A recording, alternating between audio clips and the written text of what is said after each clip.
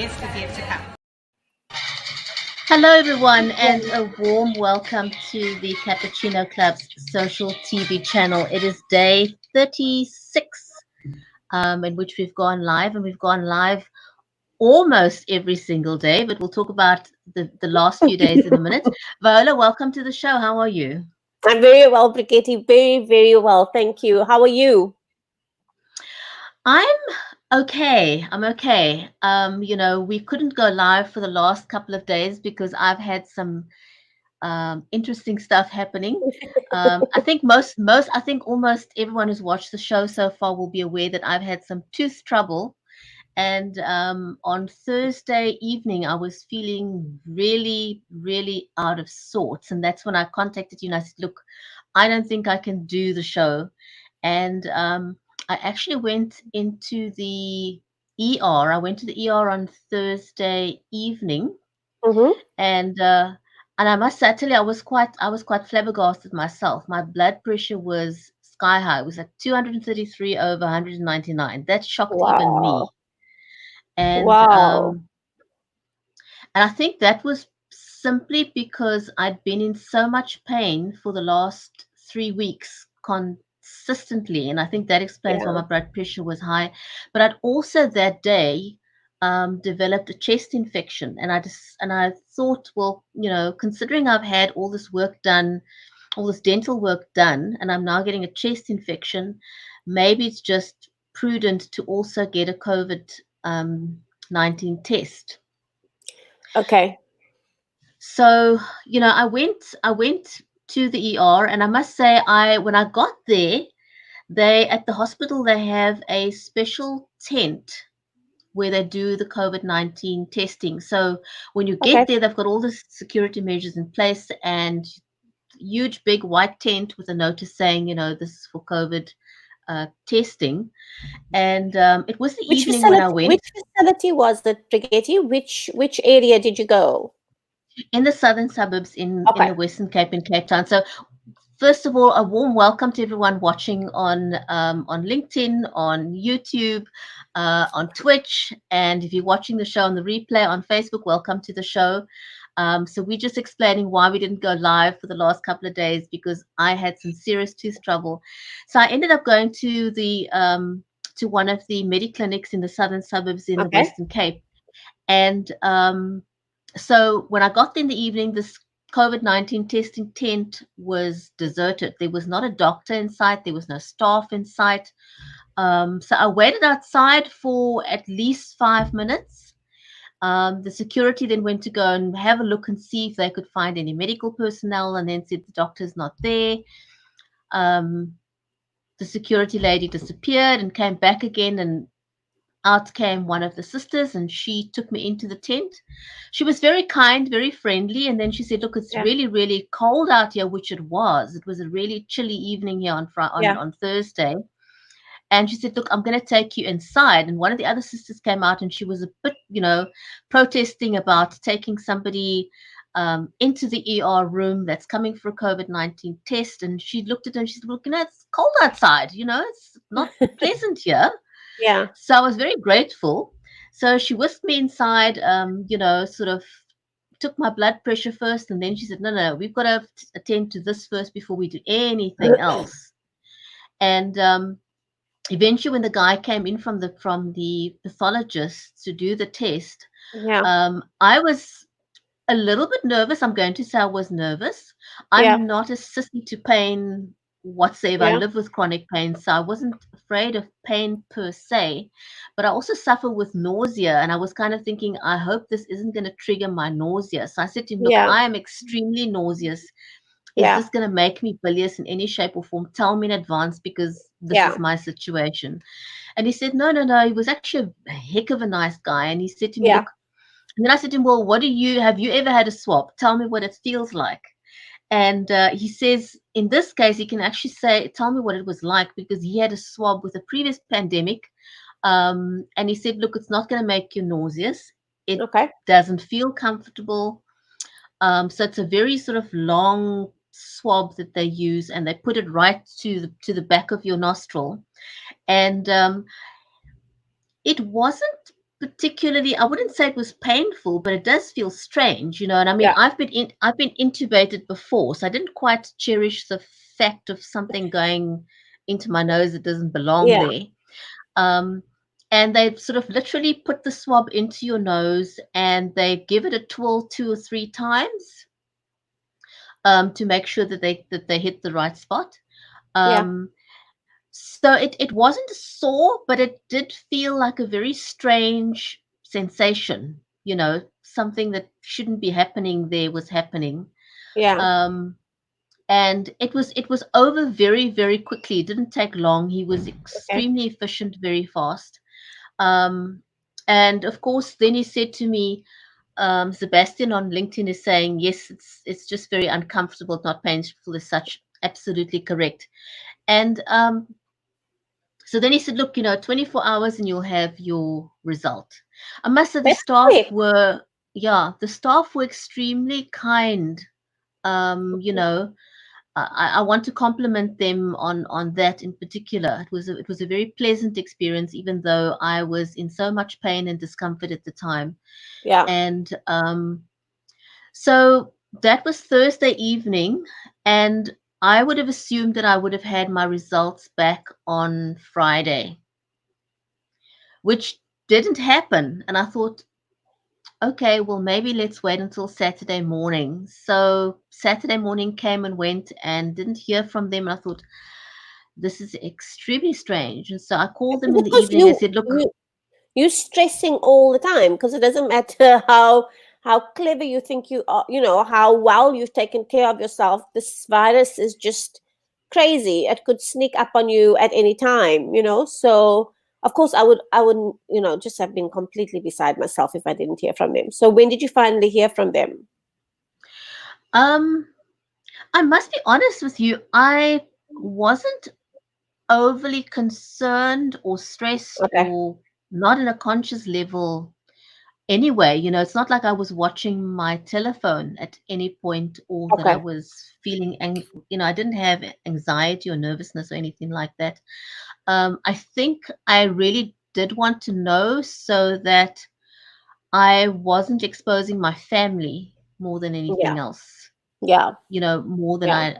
I needed to, because I did remember afterwards that the doctor did say to me, we're going to give you a sheet of, you know, a care sheet so that you know what the do's and don'ts are at home. And for some reason, I didn't get that care sheet um, Okay. when I'd left the hospital, and I'd forgotten because I think we were so focused on dealing with my high blood pressure that that kind of went by the Okay. wayside. Um, and so finally, by last night, they said to me, look, they've got my results at Pathcare, but they can't release it because they're waiting for a Pathcare doctor to sign it off. And the weird thing was, I think it was about 30 minutes later, the doctor must have arrived because I received an SMS to say my Okay. COVID tests were negative. Okay, Um, great. yeah, and I Yeah. think I was, you know, I felt a measure of relief so that I could know I was not impacting my family on that, that I Yes. hadn't endangered my family in any way. So Yeah.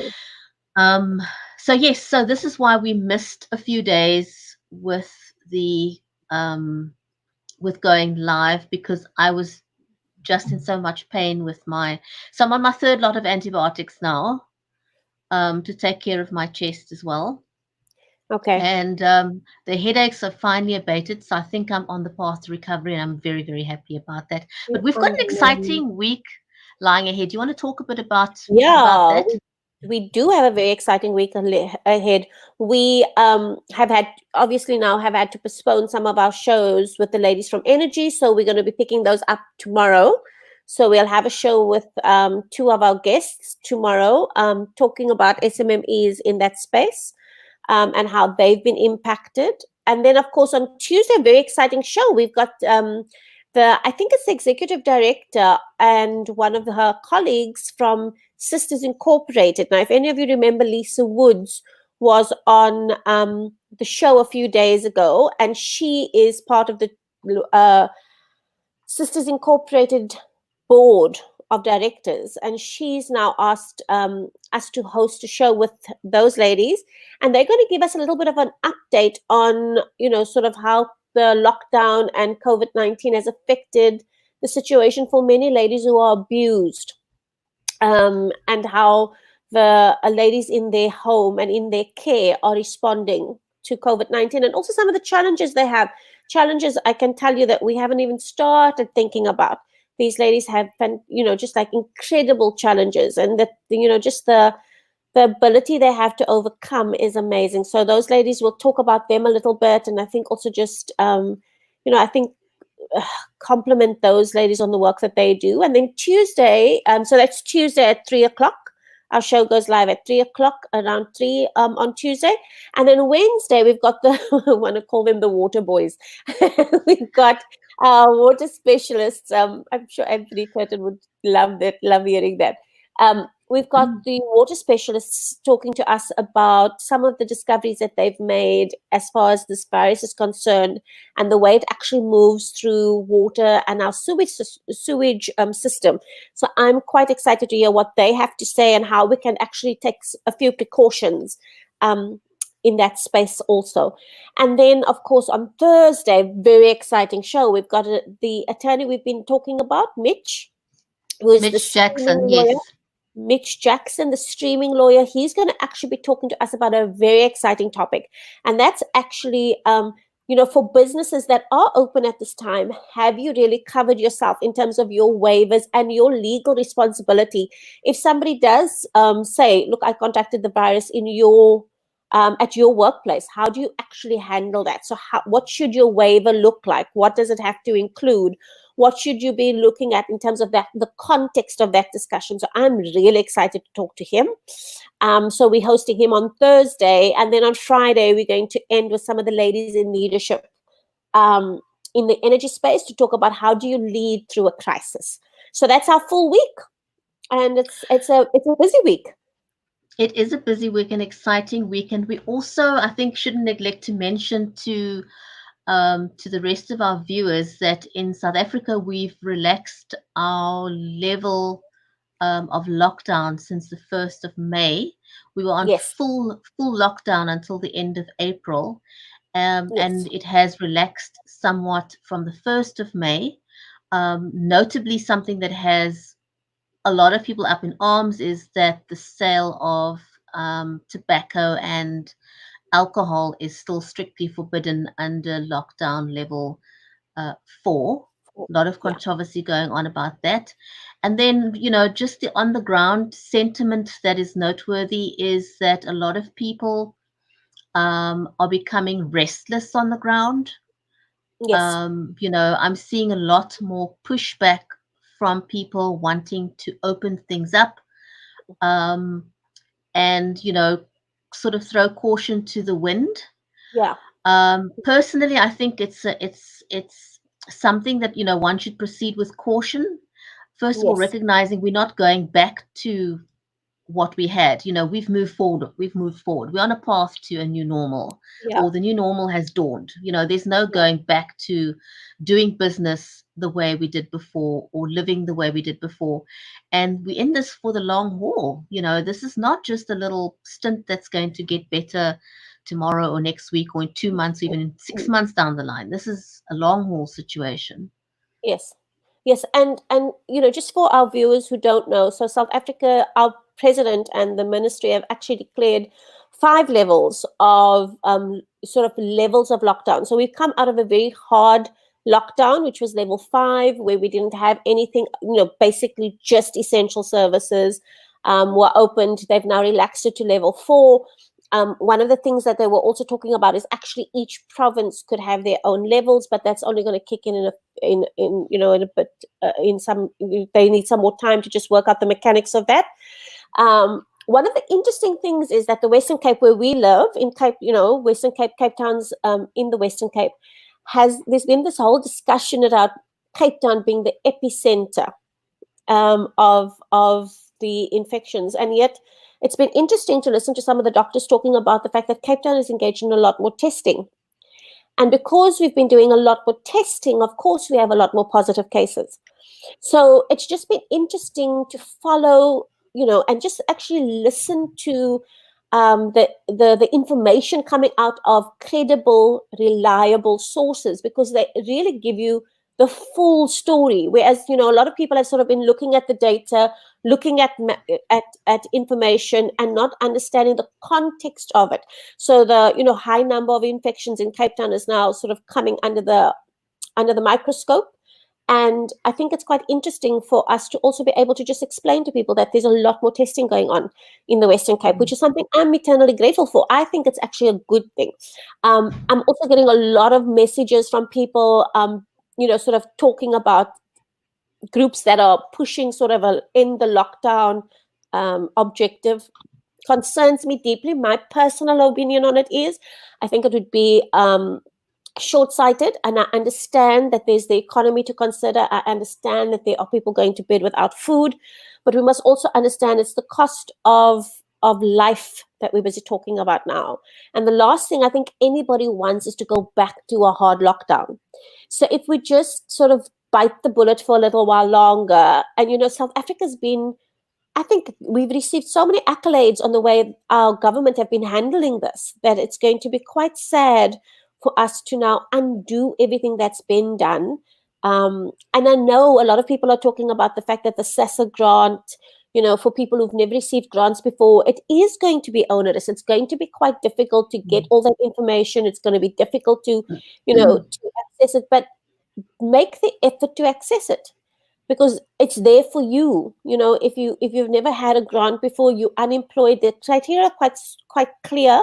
So apply for it and do what you need to do. But I am concerned about the fact that there's this noise, this sort of disgruntled groupings that are sort of pushing for a in the lockdown, and I'm concerned about it. I know, I know. And every time I come across that group on social media or anyone that makes reference to it, I remember what you said earlier on in our conversations, that we need to check our privilege, Yes. because lockdown is not the same for everyone. Yeah. And we need to understand that when, decisions are made about lockdown, it's not an easy decision because you've got to consider so many different levels of Mm. lifestyles and where people are at in terms of their privilege in Correct. society. And I think one needs to ensure that first and foremost the most vulnerable are protected. I think Correct. that needs to remain a Mm. priority. I That's just what want to go ahead. I just wanted to acknowledge a comment here from Sibusiso. He was talking about his experience at the hospital. He said they went to St. Anne's Hospital and they were waiting on the tent at the ER entrance, and doctors were hardly reachable, and they had to wait to get tested, and it was very cold when they did. So, I can imagine that at some testing centers, as as in the one that he went to, there could be long waiting lines. And I think my experience was um, different because I went late at night and there were no people. There was not a soul in place. So Yeah. I could imagine it can't be too pleasant an experience because it's already something that people may feel a level of anxiety about, and having to queue up with Yeah. lots of other people could add to that anxiety. Yeah. Yeah. So I think that our shows this week they're going to be incredibly I think meaningful and impactful. I think we're going to get a lot of new information to be talking about. I think on Saturday and Sunday when you and I sort of consolidate the discussion, there's going to be quite a lot for us to consider.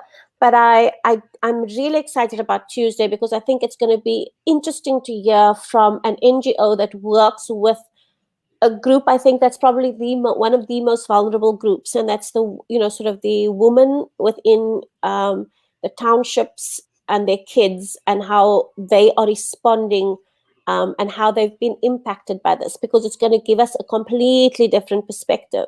I think the idea of us understanding testing, but I know everybody's going to have a very different experience, is so important. And that was one of the, I think, strategic pillars for the president when he spoke, to talk about the fact that a lot more resources are going to go into testing facilities. And I think that is such a wise thing, because it's better to know exactly how many people are infected, what are you dealing with, where are the hotspots.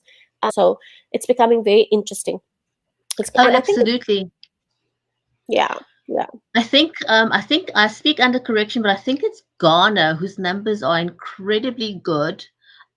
They found a way of what the swabbing costs, and it's very quick, and they've actually they're testing the entire population. yeah. They aim to cover to have every single person in the country tested. So that's going to be interesting to see Wow. once those figures are in.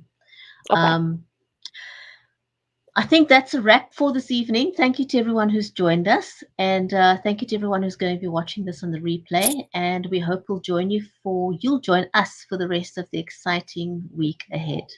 Thank you so much. And thanks to all our viewers. Thank you for being, just giving us a break for a few days and jumping back so enthusiastically. Got a good week. I'm looking forward to it. Thank you so much, Brigitte. And I'm so glad that you're feeling so much better. Thank you, Viola. Bye, everyone, and have a great evening. Stay safe and stay away from fake news and disinformation about COVID-19. Stay safe, everyone. Bye for now. Bye. Bye.